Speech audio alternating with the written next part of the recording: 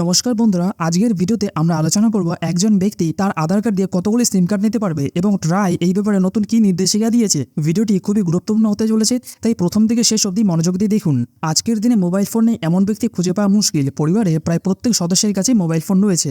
2024 সালে 14 March telecom regulatory authority of India অর্থাৎ try সিম card ব্যবহারের একটি নতুন নির্দেশিকা জারি করেছিল। এরপর থেকে এই নির্দেশিকা কার্যকর হয়েছে 1 জুলাই থেকে। চলুন দেখি ট্রাই এই নতুন নির্দেশিকায় কি বলা হয়েছে। ট্রাইয়ের এই নির্দেশিকা অনুযায়ী ভারতের সমগ্র রাজ্যের ব্যক্তিরা তাদের আধার কার্ড দিয়ে সর্বোচ্চ 9টি সিম কার্ডে নিতে পারবে, কিন্তু জম্মু কাশ্মীর ও নর্থ ইস্টের লোকেরা সর্বোচ্চ 6টি সিম কার্ডে নিতে পারবে। এবার আমরা জানবো, যদি কেউ এই 9টির বেশি বা 6টির বেশি সিম নেয় তাহলে তার কি জরিমানা হতে পারে। দেশের বিভিন্ন রাজ্যের কোনো ব্যক্তি যদি তার আধার কার্ড দিয়ে 9টির বেশি সিম কার্ড নিয়ে থাকে তাহলে তাকে 50,000 টাকা অব্দি জরিমানা দিতে হতে পারে। জম্মু কাশ্মীর নর্থ ইস্টের লোকেরা যদি কেউ 6টির বেশি সিম কার্ড নেয় তাহলে তাকে সর্বোচ্চ 2 লক্ষ টাকা অব্দি জরিমানা দিতে হবে। বন্ধুরা, এই ছিল আজকের ভিডিও। আশা করি আপনাদের এই তথ্যগুলো খুবই উপকারী লেগেছে। যদি ভালো লেগে থাকে তাহলে লাইক করুন, শেয়ার করুন এবং আমাদের চ্যানেলটি সাবস্ক্রাইব করতে ভুলবেন না।